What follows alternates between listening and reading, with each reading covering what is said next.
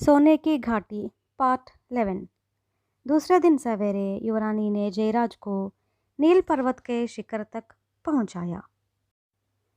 चारों ओर शांति व्याप्त थी। नील पर्वत शिखर पर स्थित विचित्र पौधे में केवल एक फल लटक रहा था।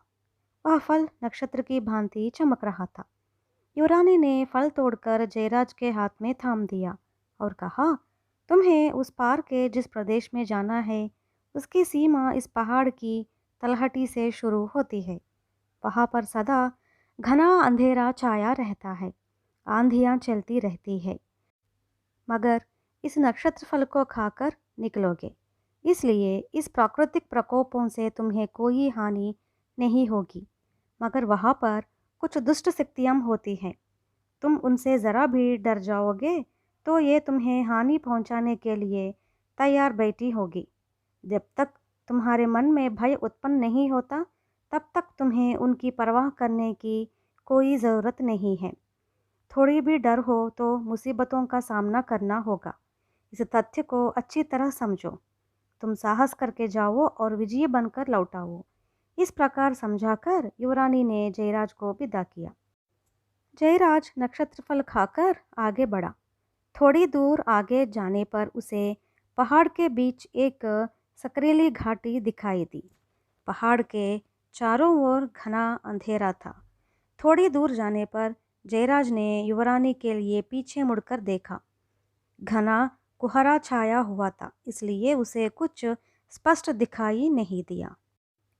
निर्भय होने का उपदेश जयराज भूला नहीं था। उस भयंकर आंधी में हवा के चपेटे खाते हुए, वर्षा में भीगते हुए हिम्मत से आगे बढ़ता ही रहा। वह अकेला ही था, निडर होकर सब कठिनाइयों का सामना करता रहा। अचानक दोनों तरफ फैले चट्टानों में छेद बनकर उनमें से अत्यंत तेजी से पानी बहने लगा। कुछ ही क्षणों में घुटनों तक पानी आ गया। जयराज ने सोचा कि अब कुछ ही क्षणों में उसका डूब जाना निश्चित है। तभी बिजली की एक भारी कौंध हुई और उस रोशनी में उसने एक ऊंचे चट्टान जैसी कोई चीज देखी। एक ही छलांग में वह उस चट्टान पर जा बैठा, मगर दूसरे ही क्षण भयानक गर्जन करता हुआ वह प्राणी दौड़ने लगा। विनोद ने समझ लिया कि वह जिसे चट्टान समझा था, वह दरअसल एक विशाल जानवर है। पकड़ जरा भी ढीली हो गए तो नीचे गिरने का डर था, इसलिए जयराज उस जानवर को कसकर पकड़े रहा। थोड़ी ही देर में वह जानवर जयराज को घने अंधेरे से पतली रोशनी में ले आया। अब जयराज ने जान लिया कि वह जानवर एक भारी भयानक सिंह है। तभी उसने देखा कि उसके सामने थोड़ी ही दूर पर आसमान को छूने वाली भयंकर ज्वालाओं से पूर्ण आग की लपटों की एक दीवार खड़ी है। सिंह जयराज को आग की लपेटों से उस पार ले गया। अब उसे लगा कि वह तेज हवा में जोर से कहीं फेंका गया है। कुछ ही क्षण बाद उसने अपने को एक सरोवर के पानी में तैरता हुआ पाया। सरोवर का पानी अत्यंत स्वच्छ और स्वादिष्ट था। जयराज ने देखा कि सरोवर के बीच जल के ऊपर एक वृक्ष की शाखाएं फैली हुई है। वह उस वृक्ष की दिशा में तैरता गया और वृक्ष की डाल पर चढ़ गया। कड़ाके की सर्दी से वह ठिठुर रहा था। वहाँ शाखाओं के बीच वृक्ष के तने में उसे एक खोखला दिखाई दिया। जयराज ने यह सोचकर उस खोखले में उतर पड़ा कि कम से कम अंदर कुछ गर्मी तो होगी। थोड़ी देर नीचे धंसने रहने के बाद जब उसने आंखें खोली तो उसके आश्चर्य का कोई ठिकाना नहीं रहा।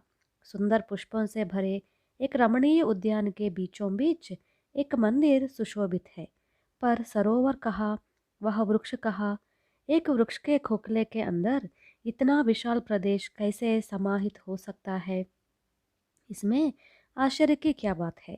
एक आवाज़ अचानक जयराज को सुनाई दी। उसने उस आवाज़ की दिशा में देखा।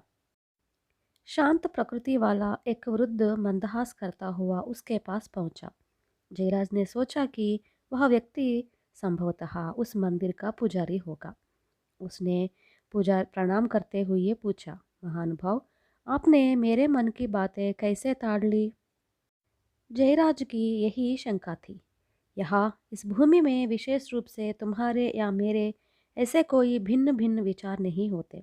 इस दिव्य प्रदेश में हम जैसे सामने वाले व्यक्ति के बाह्य दर्शन कर सकते हैं, उसी प्रकार हम उसके मन के विचारों को भी स्पष्ट रूप से देख सकते हैं।